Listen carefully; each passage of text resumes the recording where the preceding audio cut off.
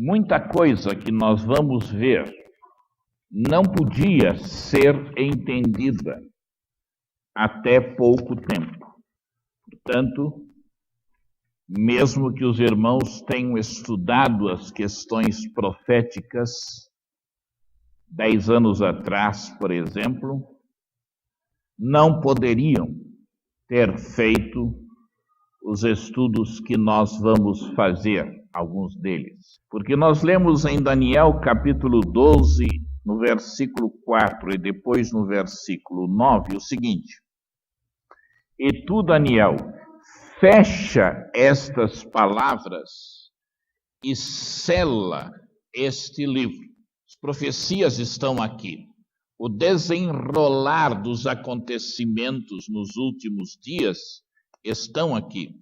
Mas muitas destas profecias, por ordem divina, por determinação divina, ainda que escritas aqui, não são compreensíveis. Estão seladas até, diz o texto, ao fim do tempo. Só no final dos tempos é que seria possível compreender estas profecias. E ele disse: Vai, Daniel, porque estas palavras estão fechadas, é o versículo 9, e seladas até ao tempo do fim. O que nós nos propomos ver neste estudo de profecias é que elas já não mais estão seladas. Que pela primeira vez na história do cristianismo é possível nós entendermos profecias que nos eram incompreensíveis. O que nos leva a deduzir que estamos no tempo do fim, ou no fim do tempo, porque só nesse tempo seria possível alguém compreender certas profecias do livro de Daniel.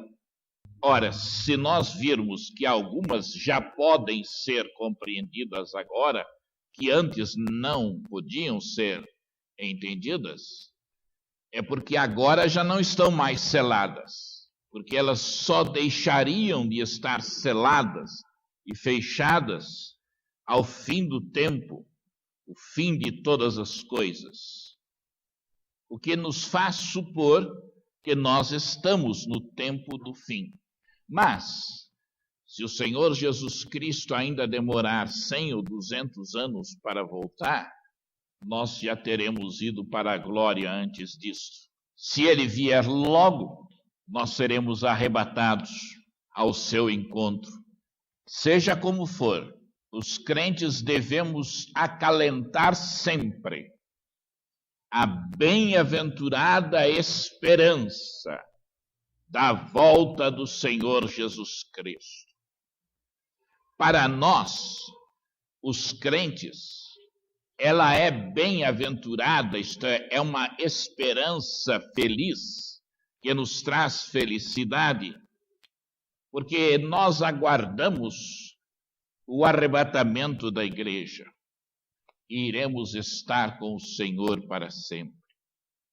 Mas os acontecimentos que nós vamos estudar não devem, de maneira nenhuma, podem trazer-nos uma esperança feliz. Pelo contrário, uma esperança infeliz, porque nos falam dos castigos e maldições de Deus sendo lançados sobre a terra.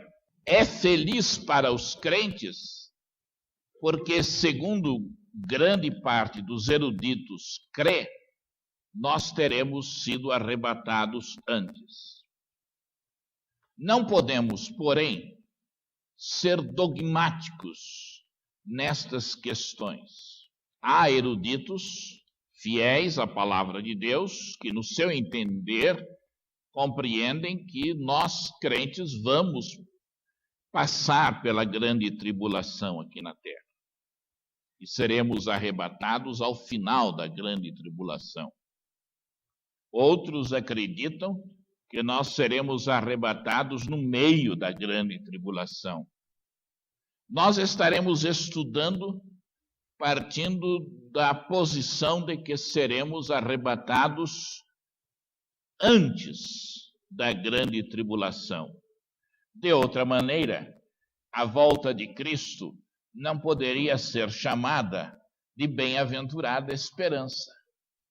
Seria uma esperança desventurada, porque significaria que nós passaríamos por este período em que as pragas divinas estariam sendo derramadas sobre os homens para castigá-los e puni-los, ainda aqui na terra. Por isso vamos adentrar em muita coisa do futuro. Quero dizer que não se pode, e nem pretende este pregador, ser dogmático naquilo que vamos estudar. Estamos procurando interpretar à luz dos eruditos do assunto. Há muita gente séria dedicando-se única e exclusivamente a interpretar estas profecias dos fins dos tempos. Estaremos tentando, à luz destes estudos, trazer a interpretação que nos parece a melhor. Mas eu quero enfatizar bem este ponto e não pretendo repetir isto, mas quero que a igreja tenha bastante consciência disto. Não pretendemos, nesta área tão difícil, dogmatizar. Estaremos dando a interpretação que os eruditos, que muitos eruditos dão, e entre as várias interpretações que os eruditos dão, e que nem sempre são iguais as de um com a de outro, nós escolhemos aquelas que nos pareceram mais corretas. E os irmãos têm a palavra de Deus, irão estudar. O fato é que quando se fala em profecias, a gente pensa no futuro. E todos se interessam por saber o futuro. Há pessoas, é só se ligar a televisão e a gente vê facilmente, toda hora, que se dizem possuídas de poderes psíquicos extraordinários e dizem que são capazes de predizer o futuro. Há alguns anos foi feito um estudo de escritos dos 10 mais famosos psíquicos, pessoas que dizem ter esta capacidade de saber o futuro. E foram estudados os seus escritos que eles tinham publicado ao longo de 3 anos e revelaram que eles falharam em 98% dos casos. Na totalidade, estes psíquicos, assim chamados hoje, antes eram feiticeiros, algoreiros, adivinhadores, hoje tem um nome mais pomposo, os psíquicos. São, na verdade, exploradores da boa-fé das pessoas e ganham muito dinheiro com isso. Um dos chamados profetas ou psíquicos, muito conhecido, é Nostradamus. E quando a gente fala em profecias bíblicas, muitos falam, não, mas Nostradamus não era crente, não era evangélico e também fez muitas profecias, etc. Não sei se os irmãos já se deram ao trabalho de ler as profecias de Nostradamus. Eu li algumas delas, é enfadonho ler. Não se compreende nada do que está escrito ali. Nada faz sentido. A profecia dele, que mais parece ter alguma possível e algum possível e remoto relacionamento com algum acontecimento futuro, é uma em que ele fala de um rio. Ele escreve em inglês e ele fala Easter River, Rio da Páscoa, literalmente, e que dizem que quer dizer Hitler. É um pouquinho diferente. Easter River, de Hitler. Mas é a que mais se aproxima de tudo quanto ele escreveu. Em 1899, eu vou omitir certos nomes, porque não fazem sentido para nós. O diretor de patentes do Departamento de Patentes dos Estados Unidos se demitiu, dizendo que tudo quanto podia ser inventado já tinha sido inventado. Então não havia necessidade de um departamento de patentes. Em 1887, um químico disse, um grande químico, que tudo que se pode conhecer do universo já tinha sido descoberto. Um matemático falou da impossibilidade de algo mais pesado que um balão voar. Um filósofo francês disse da impossibilidade da fusão do átomo. Estes são nomes que eu não citei, estão aqui, mas não são conhecidos. Mas um que é muito conhecido, Bill Gates. Todos aqui já ouviram falar em Bill Gates. Em 1981, portanto não faz muito tempo, ele disse, e agora vocês que entendem de computação, me ajudem, 640 bytes, quanto vale hoje? Não vale nada. Pois é, ele disse em 1981 que um computador com 640 bytes seria o máximo que alguém poderia pensar em ter. Seria mais do que necessário, é mais do que suficiente para qualquer pessoa. Sendo que hoje acho que não existem computadores, tem só de 1 milhão a mais do que isto. Quer dizer, não se fabricam mais computadores com esta capacidade. Um outro, em 1943, diretor-presidente ou coisa parecida da IBM, disse que o máximo que haveria no mercado de possibilidade em termos de colocação de computadores seria de 5 computadores no mundo. Não haveria mercado para mais do que estes computadores. O que queremos ressaltar é isto. Só Deus prediz o futuro. O texto que lemos de Daniel, quando ele está interpretando o sonho de Nabucodonosor, é o rei Nabucodonosor, que seria o Saddam Hussein de hoje. A Babilônia é o Iraque. A cidade antiga da Babilônia fica a 90 quilômetros ao sul de Bagdá. Ele acabou de terminar a reconstrução do palácio de Nabucodonosor lá, e ele se autodenomina o novo Nabucodonosor. O rei Nabucodonosor da Babilônia tinha tido um sonho e queria que os seus mágicos e cientistas e astrólogos e psíquicos do seu tempo interpretassem, e ameaçou-os que, se não fizessem isto, ele iria cortá-los em pedaços. Mas ele não contou o sonho que ele teve às pessoas. As pessoas tinham que adivinhar tanto o sonho como a interpretação do sonho. E eles disseram a Nabucodonosor que isto era impossível. Sem entrar em detalhes da história, havia um judeu temente a Deus que tinha sido levado para a Babilônia como escravo, chamado Daniel, que já tinha interpretado outros sonhos e que foi levado à presença do rei como alguém em quem o espírito dos deuses estava presente e que poderia a interpretar. E este Daniel diz a Nabucodonosor que há um Deus no céu que revela mistérios. Há um Deus nos céus que revela o futuro para nós. Não é preciso consultarmos o horóscopo, consultarmos os espíritos, consultarmos os mortos, ou o que quer que seja. Na palavra de Deus, nós temos as revelações de Deus em termos do futuro. Deus revela mistérios.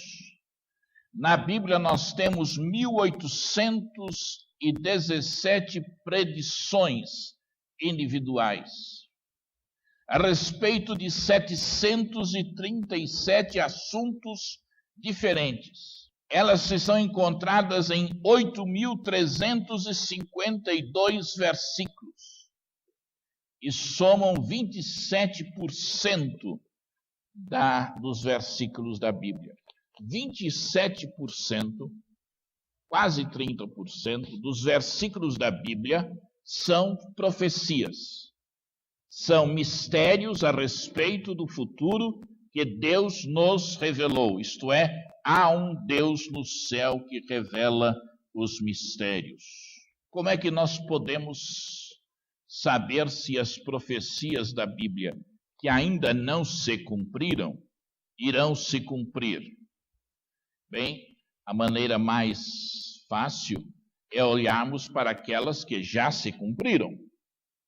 E o fato de Deus já ter cumprido centenas de profecias, elas já se terem cumprido, nos dá a garantia de que as outras que ainda não se cumpriram, irão também se cumprir. Como os irmãos viram, as profecias dizem respeito a 737 assuntos diferentes. Não é possível, neste estudo que nós nos propomos fazer, abordar este campo tão grande que é abarcado pelas profecias bíblicas.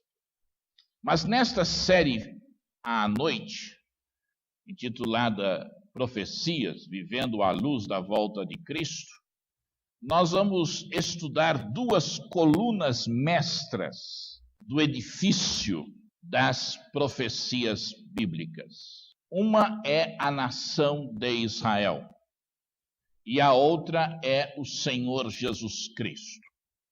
As profecias relacionadas com o Senhor Jesus Cristo, só na sua vida aqui na terra, cumpriram-se 333 profecias na vida do Senhor Jesus Cristo.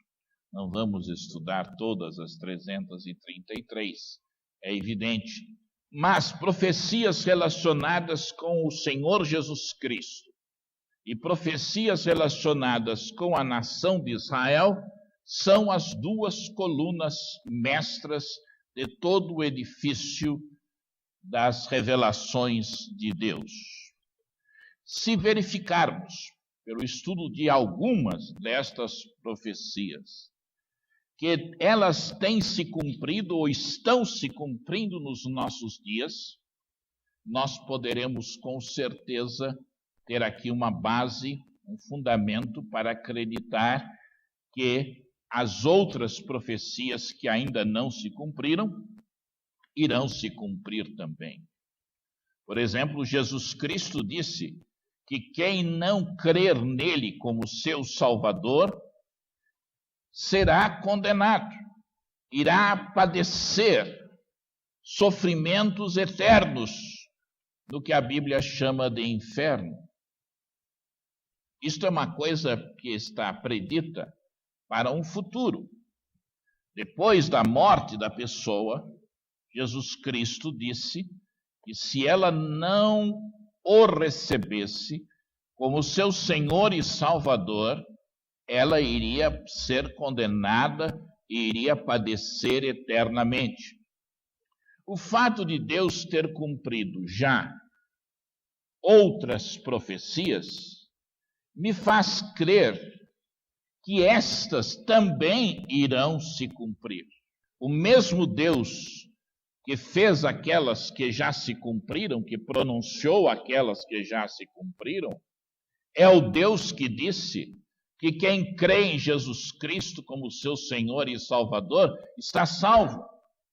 Mas é o mesmo Deus que também advertiu, permitam-me dizer, chorando copiosamente. Jesus chorou sobre Jerusalém, É o mesmo Deus que advertiu a humanidade que se arrependesse dos seus pecados. Porque se não se arrependesse dos seus pecados e não entregasse a sua vida a Ele, Cristo, e não cresce que na cruz Jesus morreu para nos salvar, e quando Ele exclamou, está consumado, isso significava que Ele havia feito tudo o que era preciso ser feito para o homem ser salvo. O mesmo Deus que nos diz isto, já deu provas à saciedade para a humanidade de que o que Ele falou, Ele cumpre, é verdade. Nas tantas e tantas profecias bíblicas que já encontraram ou estão encontrando cumprimento nos nossos dias. De modo que este estudo, eu espero, leve quantos aqui estamos a uma convicção mais profunda de que este livro é a palavra de Deus, a revelação infalível e inerrante de Deus, e que o que está escrito aqui é Deus quem está nos falando. E esta nossa fé na palavra de Deus se transforme em obediência ao que Deus está falando, numa vida de submissão ao Senhor nosso Deus, crendo que o que Ele fala, Ele cumpre. O nosso Deus não é um Deus que nos engane. Quando Ele diz, é. E nós vamos ver muitas coisas que já se deram para que estejamos com nossa fé mais firme, de um lado, e de outro mais responsável, porque diante de muitas e infalíveis provas, se não crermos, seremos muito mais responsáveis diante de Deus. Jesus disse quando estava se preparando para deixar os seus discípulos, Ele disse, vou preparar-vos lugar. João capítulo 14. E voltarei, e virei para vós, para que onde eu estiver, estejais vós também. Voltarei, Ele prometeu voltar, Ele ainda não voltou. É uma profecia que Ele fez a respeito dele, que Ele vai voltar. E nós cremos que Ele vai voltar. Por isso o tema é vivendo à luz da volta de Cristo. Porque Jesus disse que vai voltar. E nós cremos que Ele vai voltar. É um mistério que Deus nos revelou, que vai suceder no futuro. Não sei quando. Jesus pode vir arrebatar a sua igreja antes deste culto ter terminado. Não há nenhum sinal que precise se cumprir para o arrebatamento da igreja. Ao longo destes 2000 anos, ele sempre pôde acontecer a qualquer momento. Os sinais que nós vamos ver, alguns estão se cumprindo nos nossos dias, outros irão se cumprir depois do arrebatamento da igreja.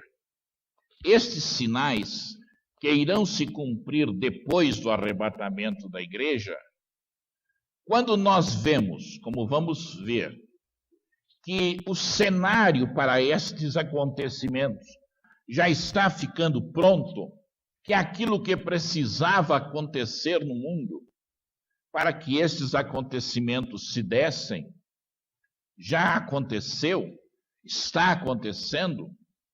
Isso deve chamar a nossa atenção para esse fato. Se o que vai acontecer depois do arrebatamento, segundo o cenário mundial nos indica, pode acontecer imediatamente, porque já há na humanidade tudo quanto era preciso existir para que estes sinais, esse acontecimento se dessem, venham a se dar, então provavelmente o arrebatamento está bem perto. Então não há sinais para o arrebatamento, mas há sinais, isto é, há predições a respeito do que vai acontecer logo depois do arrebatamento. E se tudo está caminhando para já estar o mundo preparado para o que vai acontecer depois do arrebatamento, o arrebatamento deve estar bem próximo. Mas se não estiver, nós continuaremos aguardando a volta do Senhor Jesus Cristo. Vamos hoje à noite ver apenas algumas coisas a respeito de Israel. Como eu disse, há duas colunas mestras. Primeira, são duas: Israel e Jesus Cristo. Profecias são difíceis, mesmo depois de terem se cumprido. Israel começou com Abraão. Até este homem chamado Abraão, não havia Israel, o povo israelita. Deus chamou Abraão de Ur da Caldeia para que dele surgisse uma nação, e destes descendentes de Abraão viria Jesus, o Messias prometido. E da descendência de Abraão, que seria muito numerosa, haveria um povo que seria tão grande como as estrelas que existem no céu, tão grande o seu número. Deus prometeu então que de Abraão ele suscitaria um povo que seria numerosíssimo, e o Messias viria deste povo. Não vamos ver a questão do Messias hoje à noite, isso fica quando estudarmos Jesus Cristo. Satanás, por causa disso, desta promessa que Deus tem feito a Abraão, tem feito todo o possível para destruir o povo israelita. Se Satanás conseguisse acabar com os israelitas, os descendentes de Abraão, na face da terra, Deus não poderia realizar o seu plano, porque a sua promessa de salvação à humanidade está presa, está jungida a Abraão e à descendência de Abraão. E ele prometeu a Abraão que da sua descendência viria uma nação, que são os israelitas, numerosíssima, tão grande em número que este seria incontável como as estrelas do céu. Irmãos podem ler lá em Gênesis 15 sobre isso, 12 a 15. Mas, não muito tempo depois, os descendentes de Abraão, por causa de uma fome que ocorreu ao tempo de Jacó, Abraão, pai de Isaac, Isaac, pai de Jacó, então não muito tempo depois, vão para o Egito, onde está José como primeiro-ministro, porque lhes falta comida, e eles vão ao Egito para poderem ter o que comer, e acabam se tornando escravos no Egito. A mão de Satanás está aí. Satanás estava fazendo todo o possível para destruir ali no Egito o povo israelita. Se ele conseguisse que o faraó se irritasse com o povo israelita a tal ponto de matá-los, de destruí-los, o Messias não viria. A promessa dada a Abraão de haver um povo numerosíssimo na face da terra não se cumpriria. Então Satanás passou a fazer tudo quanto ele podia em termos de ataque ao povo israelita. E os israelitas ficaram mais de 400 anos como escravos na terra do Egito. Mas Deus havia prometido a Abraão que da sua descendência viria um povo numerosíssimo.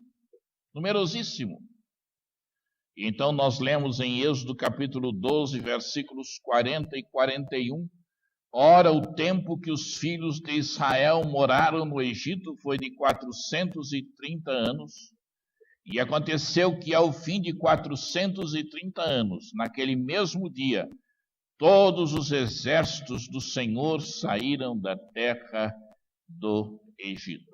Aqui está uma profecia a respeito do povo israelita, em termos da libertação deles de uma eventual destruição que poderia acontecer. Mas não aconteceu. Deus havia dito que a descendência de Abraão seria numerosíssima e dela viria o Messias. E contra todas as expectativas humanas, os israelitas que poderiam ter sido e deveriam, pelas circunstâncias, ter sido destruídos no Egito, não o foram. Mais adiante no seu caminhar, este povo desobedece a Deus. E novamente ele se encontra numa situação de escravidão. Desta vez na terra que hoje se chama Iraque e que naquele tempo se chamava Babilônia. O profeta Jeremias foi levantado por Deus para dizer aos israelitas, para pregar aos israelitas, que se eles não se arrependessem dos seus pecados, Jerusalém seria destruída, o templo seria destruído e eles seriam levados como cativos e como escravos. O povo não acreditou em Jeremias, o profeta. Especialmente não acreditou quando ele se referiu ao templo, dizendo que o templo seria destruído. Porque para os israelitas o templo era a presença de Deus no meio do povo. Ora, se eles eram aqueles a quem Deus havia feito promessas, eram os descendentes de Abraão, como é que Deus iria tirar a sua presença do seio do povo? E Jeremias diz, capítulo 25, versículo 11, e toda esta terra virá a ser uma desolação e um espanto, e estas nações servirão ao rei da Babilônia 70 anos. 70 anos.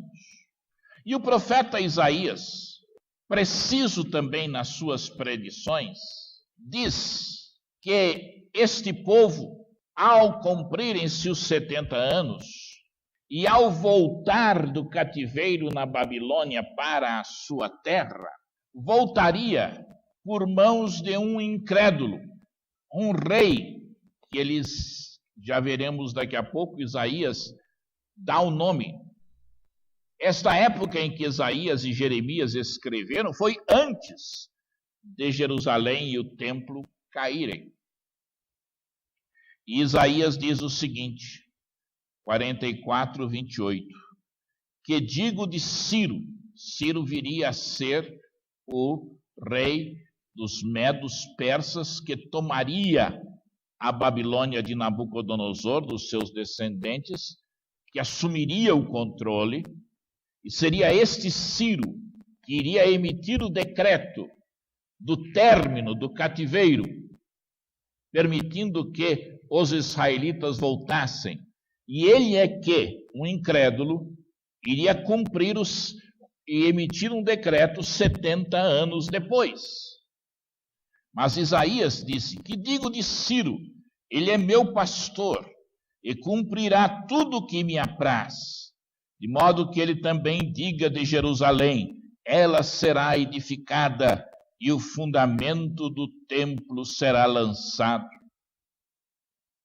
E ele disse ainda em capítulo 45, versículo 1, assim diz o Senhor ao seu ungido, a Ciro, a quem tomo pela mão direita, para bater nações diante de sua face, e descingir os lombos dos reis, para abrir diante dele as portas, e as portas não se fecharão. E Ciro fez este decreto. E a nação israelita recebe permissão para voltar. Os judeus que estavam na Babilônia recebem permissão para voltar para a sua terra e reconstruir a cidade e o templo.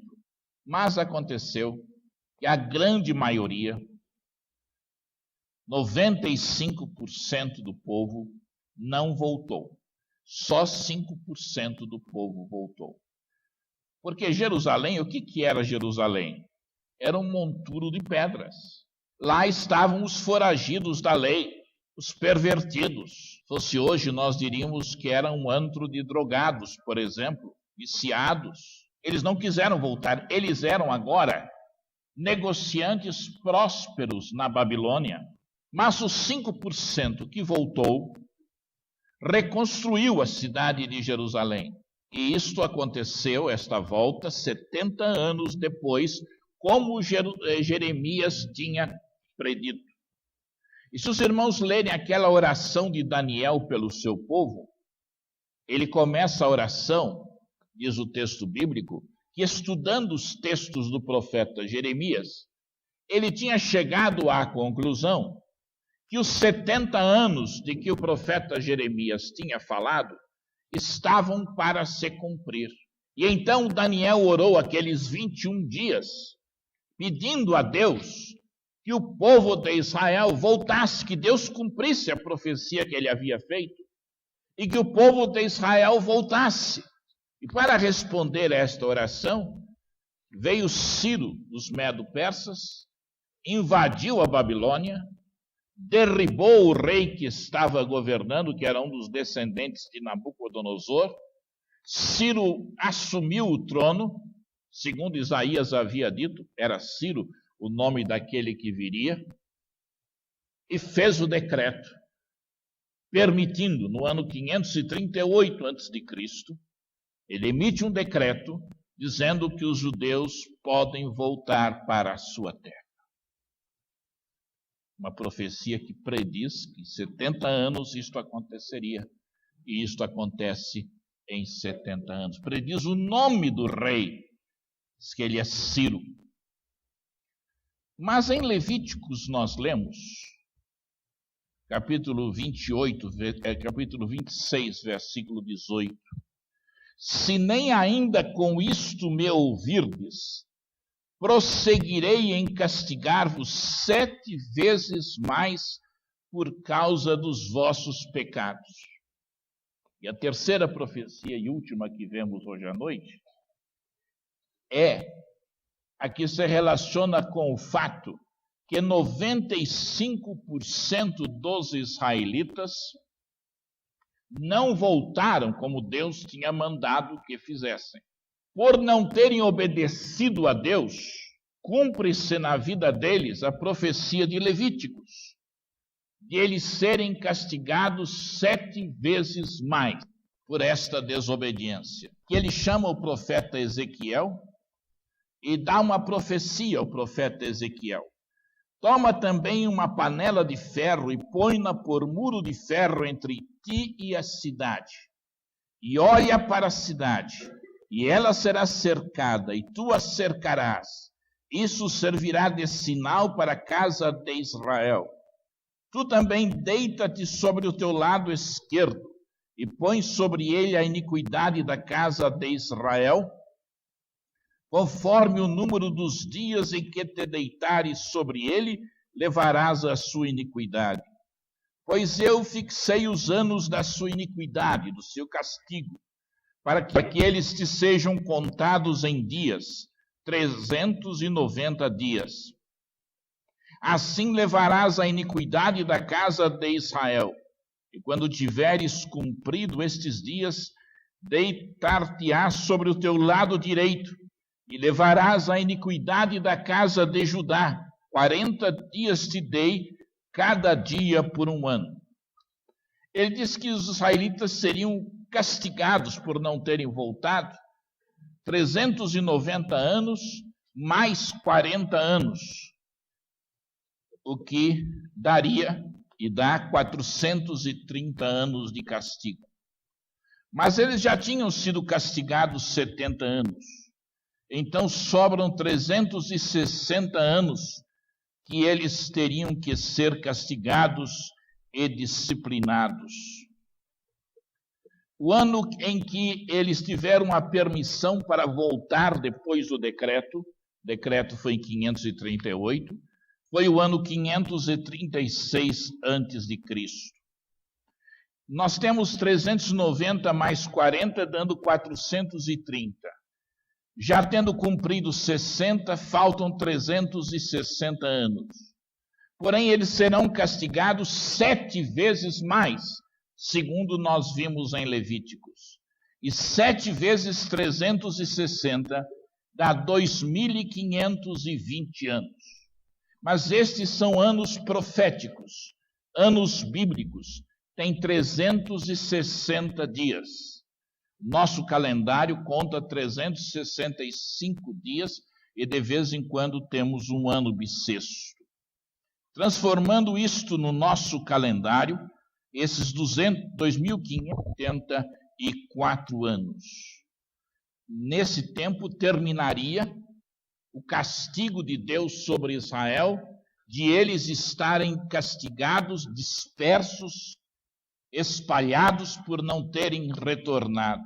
Este povo de Israel era protetorado dos ingleses neste século, depois da Primeira Guerra Mundial, e no dia 14 de maio de 1948, o povo de Israel se declarou independente. Tomando-se a profecia do seu início até esse dia, há um erro de um dia, o que já seria uma grande coisa, uma profecia ter se cumprido ao espaço de 2.000 anos, mais ou menos, com o erro de um dia apenas. Mas os ingleses não reconheceram nesse mesmo dia a independência de Israel. Eles reconheceram no dia seguinte, 15 de maio de 1948. E com isso a profecia se cumpriu literalmente em termos de dia, mês e ano, quando este castigo de Deus, por eles não terem voltado para a Palestina, caiu sobre eles. E os irmãos têm os cálculos mais facilmente compreensíveis aí com os irmãos.